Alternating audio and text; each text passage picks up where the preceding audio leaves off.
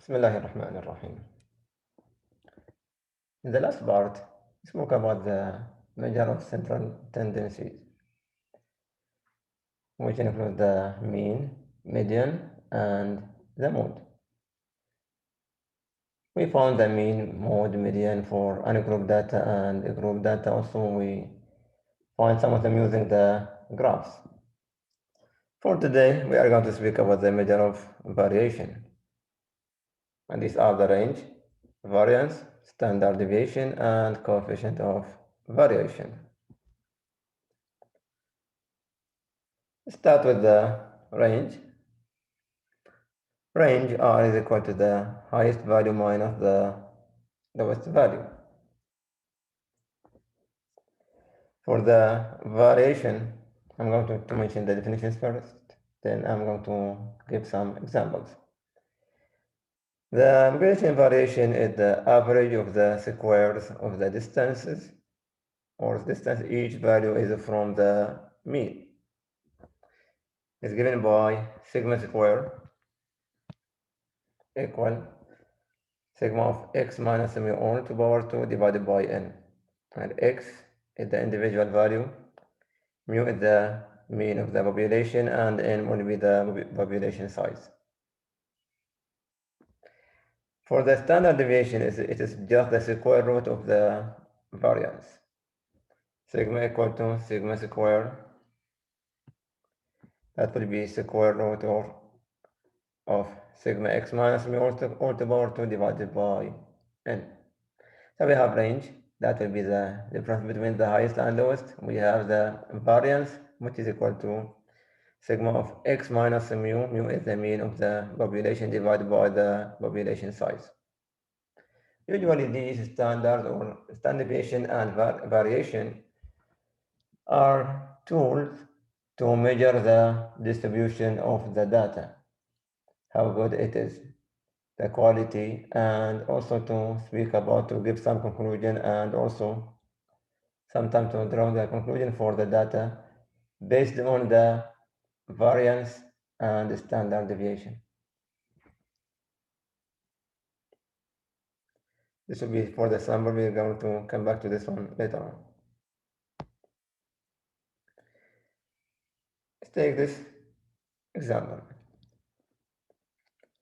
The data show the travelers spending in billions of dollars for a recent year for a sample of a state. Find the range, variance, and the standard deviation for the data. So I have to notice one thing. This is sample, so it is not population. So we need to find the variance, standard deviation of the sample of state. Go back to see the variance for the sample is given by this formula. S square equal to sigma of x minus x bar, the mean of the sample, divided by n minus 1. It is not n like the population, this is n minus 1. So the variance equal to sigma of x minus x bar divided by, or square divided by n minus 1. For the population, it is n. But for the sample, it is n minus 1, small n minus 1. And the square root of that one will give me the standard deviation. So I need to find the range for this one. First of all, let's find the range.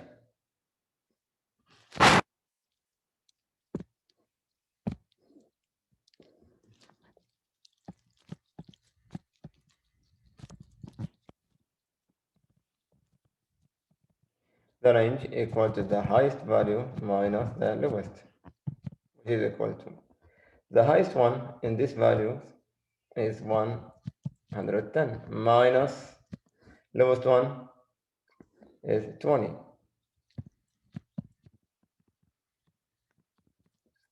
So the answer is 19. This is the range. H minus L, highest minus the lowest, which is equal to 110 minus 20 equal to 90. So we are done from the first one. Now I need to find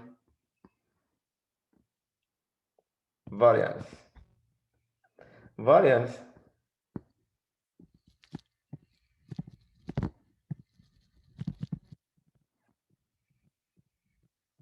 is square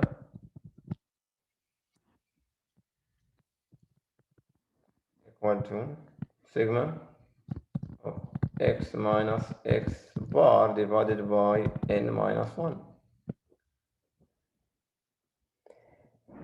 So first of all, I need to find the mean. For this case, we need to find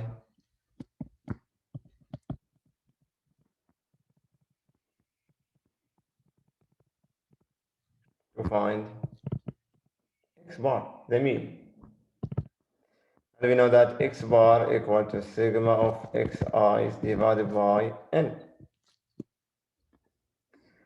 which means that x bar is equal to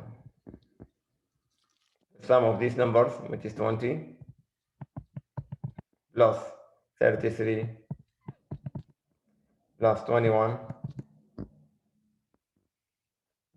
plus 85,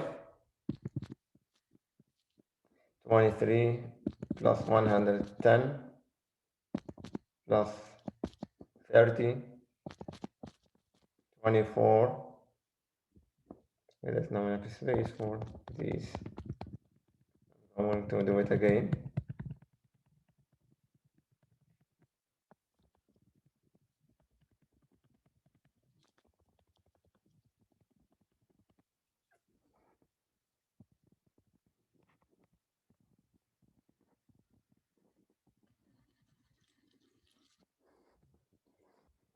20,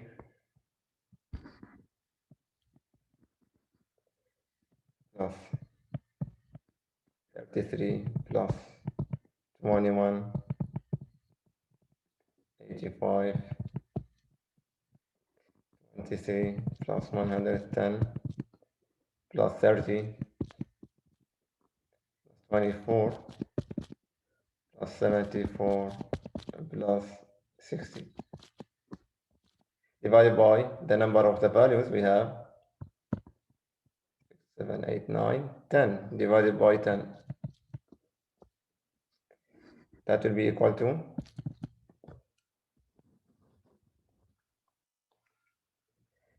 using the calculator to find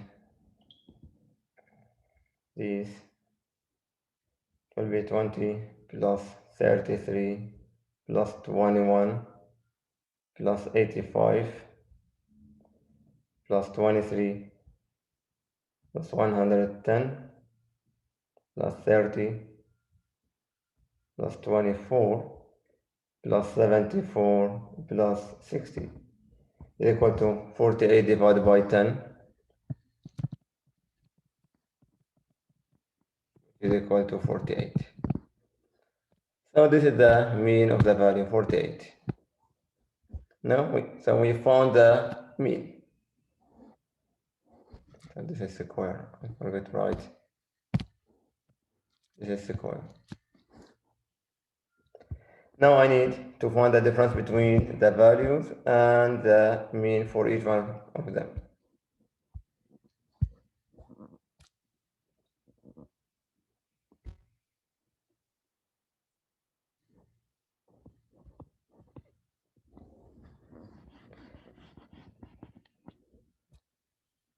So I have x, that will be x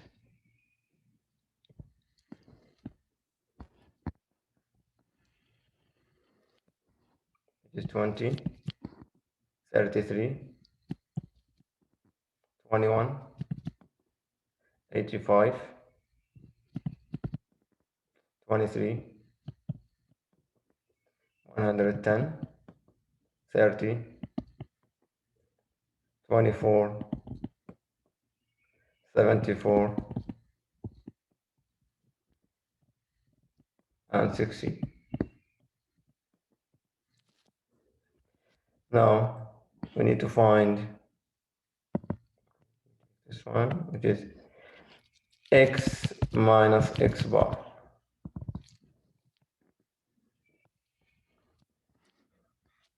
Then x minus x bar all square.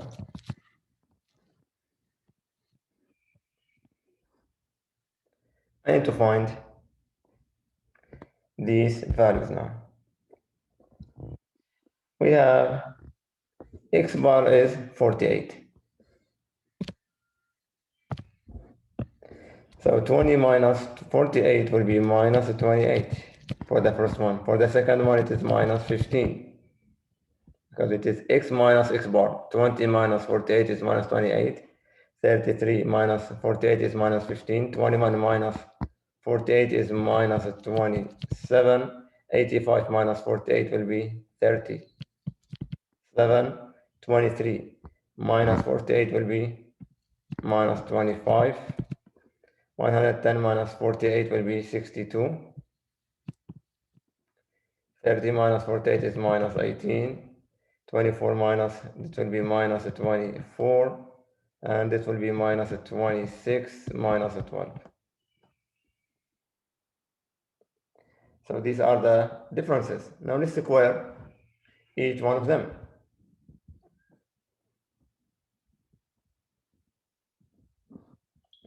So the first one will be 28 square is 748 or 784.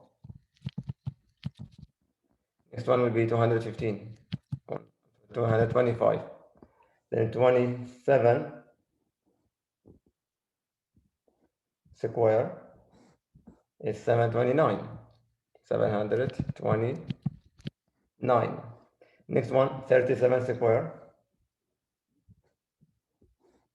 is 1,369. 25 square is 625. 62 square 3,844. 18 square is equal to 324. Next one, 24 square is 576. Last one, or the one before, 26 times or square is 676. And 12 square is 144. Now let's find the total for this one. Sigma of x minus x bar 1. We need to find all of these. 784 plus 725 plus 729. And the second one is 225 plus 729 plus 1,369 plus 625 plus 3,844 plus 324 plus 576 plus 676 plus 144. That will be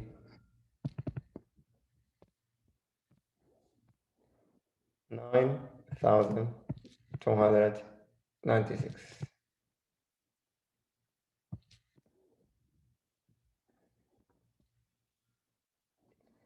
So this means that the variance, I can write it there,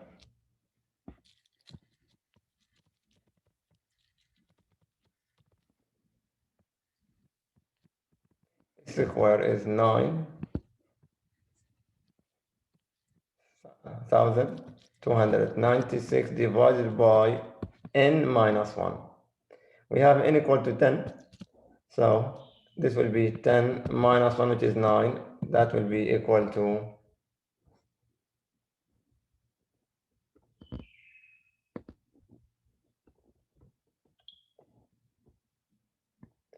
divided by 9, that will be 1032.8. So the variance for this data is 1032.8. This will give me standard deviation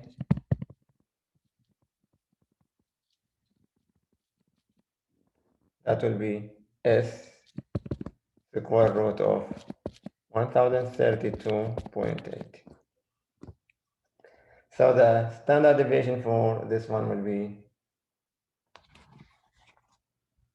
we take the square root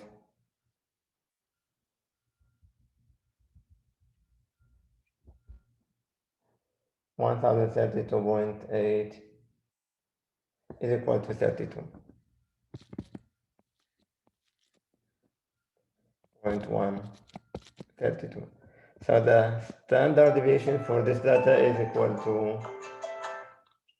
32.132. So this is the idea of the variance and the standard deviation. It is a measure of the data just to measure the distribution of the data. So we have to find the mean and to see how variance is this data from the mean of the data, and just we need to find the variance and the standard deviation. So later on we can speak about the quality of the distribution. Is it well distributed or not?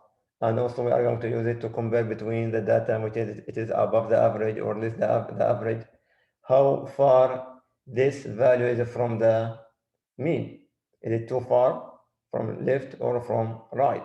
This will be discussed later on using the normal distributions.